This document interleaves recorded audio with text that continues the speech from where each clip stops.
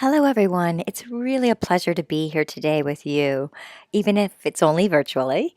I'm really thrilled that you're interested in youth participation and evaluation, and super excited to be part of your journey of learning more about this work.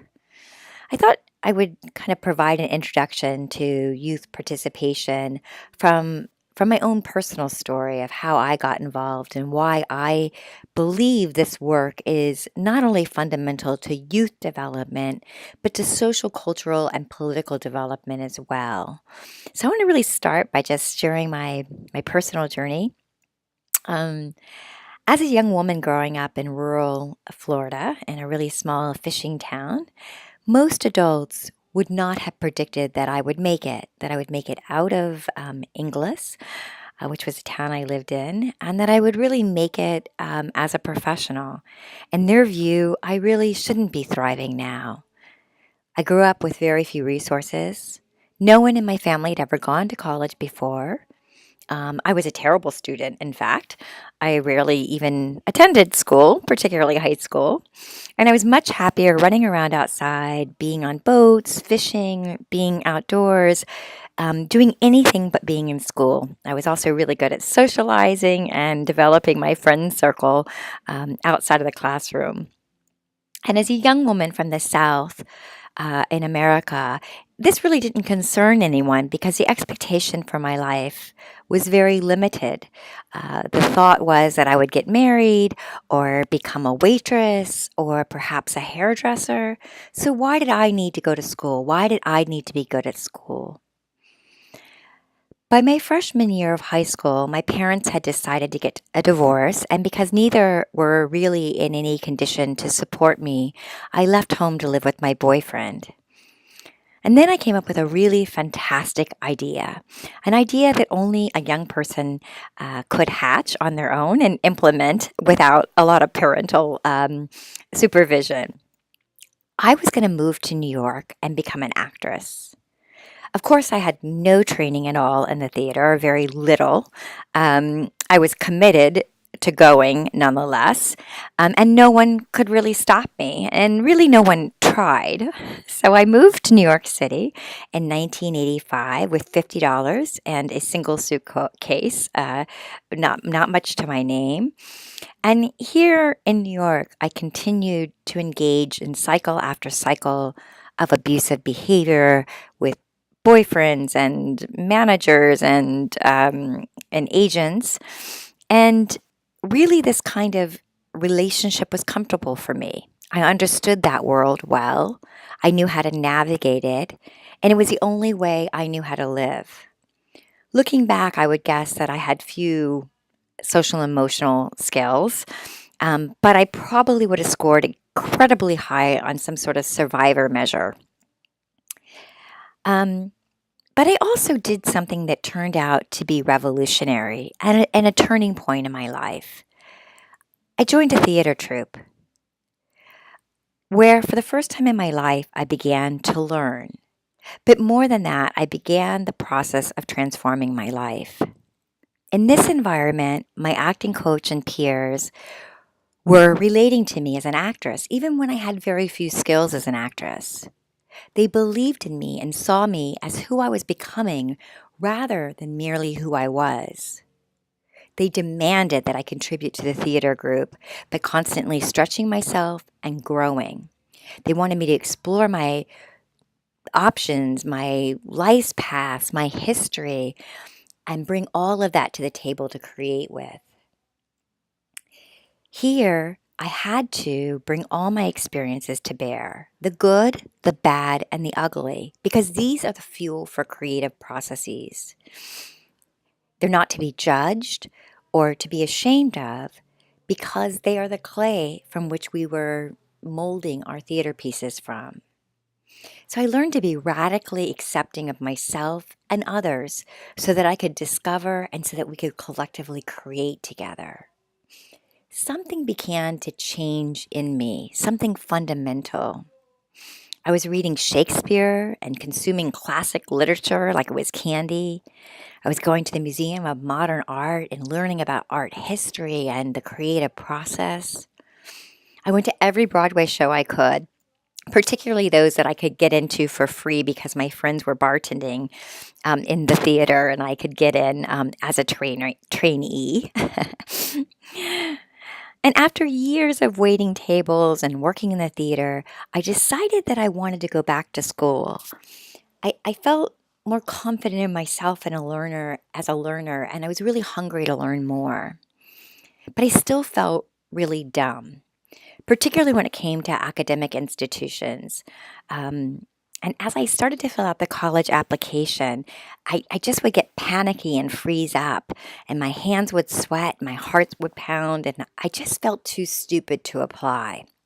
My boyfriend at the time actually filled out the application for me because I was sure that I couldn't do it. I was suffering from something that I now know is called stereotype threat, which is when you've been stereotyped in a particular way, that under stress, you'll continue to act out these stereotypes. And I felt particularly stupid in school, so it was natural that I continue to freeze up and act that way when it came to anything about education. To this day, I can't take a test without having tremors. Fighting stereotype threat when you're under stress or under pressure is really difficult. As you can imagine, the interview process for school was a complete disaster, but somehow I got in, believing that someday someone would discover that I shouldn't be there. Um, but I also realized that if I was going to uh, if I was going to be in school, that what I could do is perform. I knew how to perform, and so I felt like in order to be in school, what I needed to do is learn how to create the performance of student. So I cut my long, blonde, frizzy hair off and changed it to red. I bought a backpack and began my 10-year performance as student. At Empire State College, which is part of the State University of New York City college uh, university system, you're provided with a mentor who helps shape your degree program and helps guide you through the process. My first mentor was an elderly white man who always seemed to be avoiding me. Finally, one day he told me that he didn't want to be my mentor anymore. He felt that I was too radical for him. I wasn't even sure what he meant by it, but I was shocked and I was crushed, and I really felt immediately like I failed again.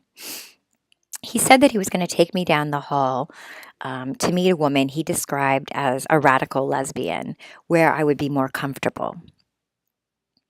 I walked to the hall of Dr. Lois Holzman, one of the most radical women I've ever known, not much of a lesbian, but a really radical feminist Vygotskian. And here Lois, for the first time, asked me one of the most transformative questions of my life.